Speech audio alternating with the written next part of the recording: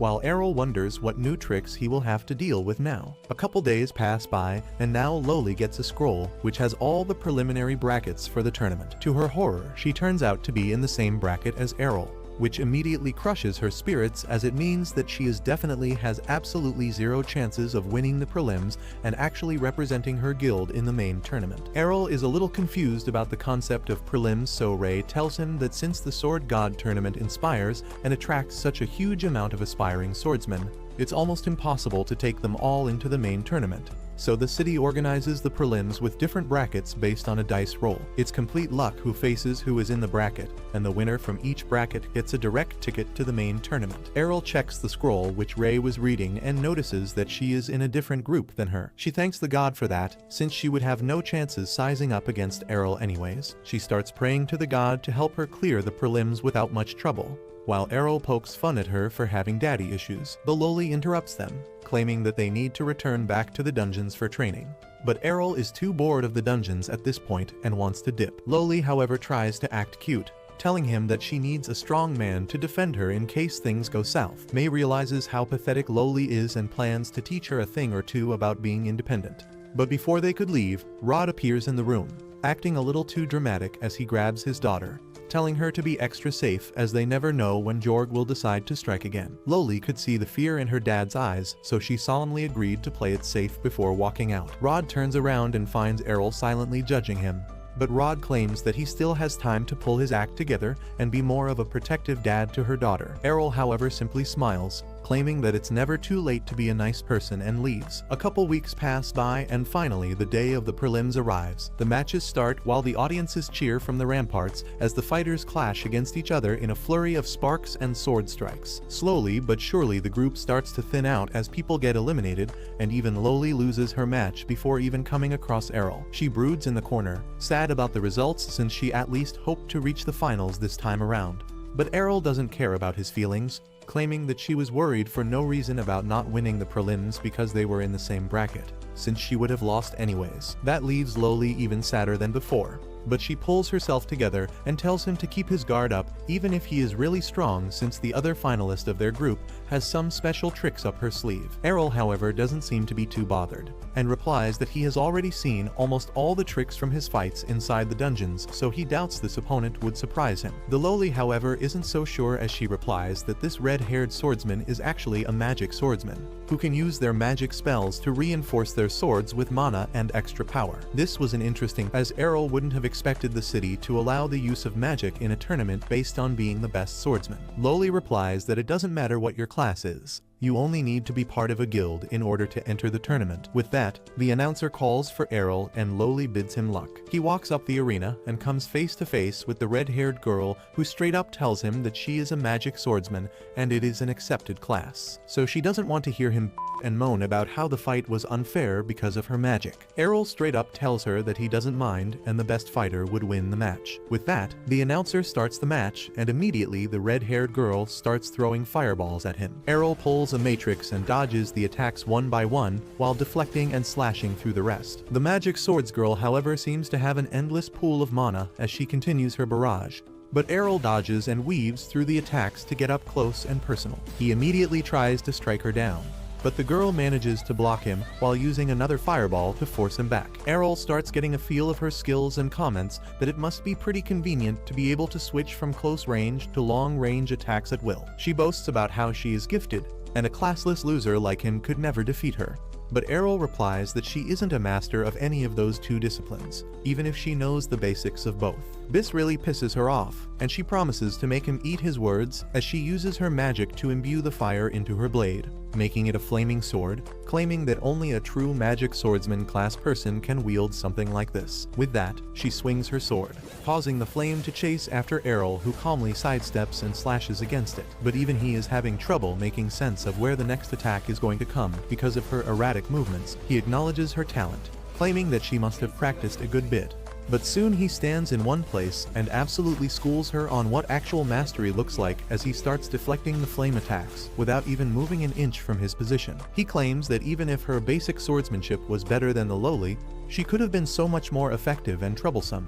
but at this level, she is barely better than NPCs. This utterly embarrasses the girl, and as she loses her cool, Errol uses that opportunity to send a twin slash her way, which utterly extinguishes her flame, shocking her. Before she could even make sense of what just happened, he uses his blink step to appear behind her and smacks her in the head with his pommel, knocking her out. The crowd erupts with cheers as the judges announce Errol as the winner of the 4th block. But all he was thinking is how to master and apply the skills that he just saw this girl use. A few days pass by after that, and finally the day of the final tournament arrives. Loli goes back to the guild house to wake up her father as she insists him to watch the tournament with her, so they can cheer on both Errol and Ray, who both won their blocks and are in the main tournament. Her father doesn't even open his eyes and tells her to go by herself, as he doesn't really care about it. Loli tries to ragebait him, asking whether he is scared he will see Jorg there. Rod immediately gets triggered, telling her that he isn't scared of Jorg.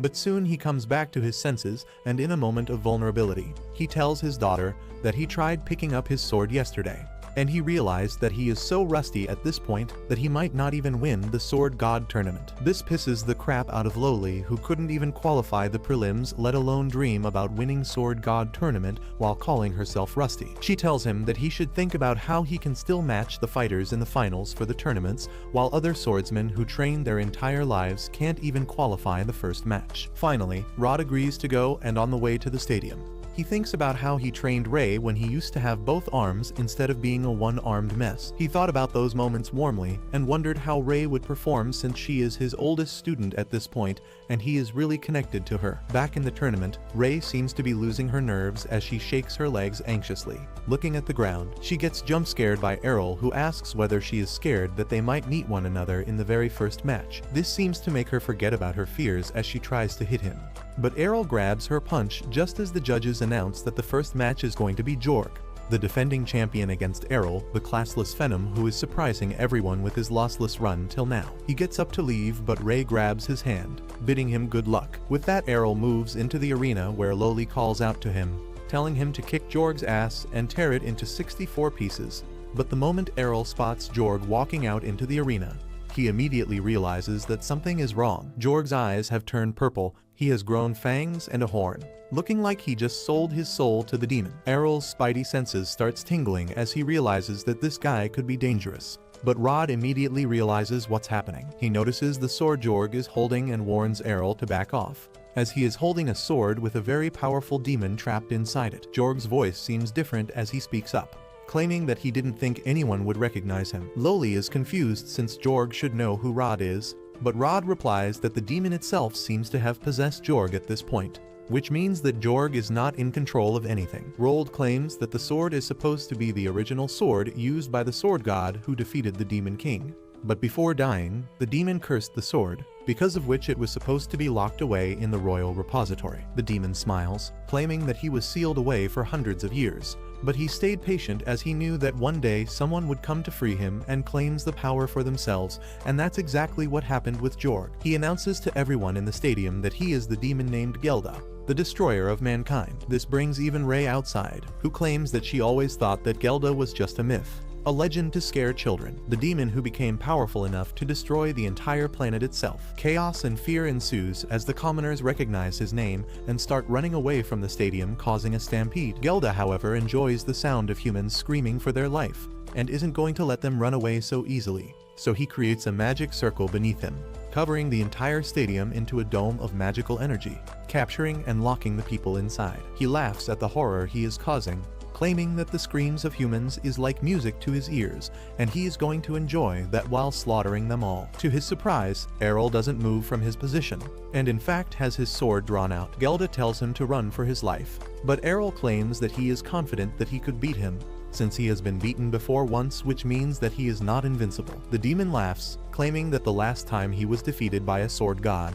and as per Jorg's memory, there is no sword god alive at this point of time. Errol retorts back that there is still a sword god alive, which is his own mother, and that he can still defeat him without being a sword god. The monster can't help but laugh, but soon his laughter stops as Errol dashes in for an attack, forcing the demon to back off before counterattacking. Errol dances away from the attacks, while the demon stands there shocked, realizing that this boy just used the divine step technique which only the sword gods use. Errol however doesn't stop and keeps using that technique, attacking the demon from multiple positions. But the demon simply smiles, claiming that Errol forgot that he is in the body of a sword emperor, which means that Errol's attacks aren't causing him much damage. With that, the demon jumps up and hits Errol on the shoulder, smashing him to the ground, thinking that the boy is done for. He is shocked, however, when the dust clears, as Errol seems to have absorbed the attack without much damage thanks to his training with Ray. This shakes Gelda a bit, who goes in for an attack.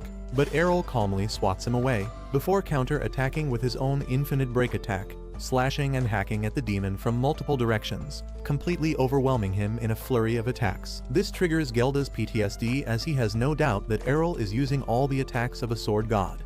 But he can't believe that a mere boy could be a swordsman of that level. Before he could come up with a plan though, Errol uses a strong slash to finish the demon off, who falls to the ground in a cloud of dust. Everyone cheers for Errol, thinking that he has defeated the demon god. But Gelda wasn't dead yet, since his actual body was still the sword and all the damage was done to Jorg's body. He quickly starts looking around for a new host and immediately jumps towards Rod. Errol manages to push Ray away from the path, while Rod jumps in front of his daughter to protect her. When the dust clears, however, Rod stands there with the demon sword in his hand and grabs Loli, putting the blade on her throat. Errol curses himself for not realizing that he needed to attack the sword, not Jorg's body, to defeat him.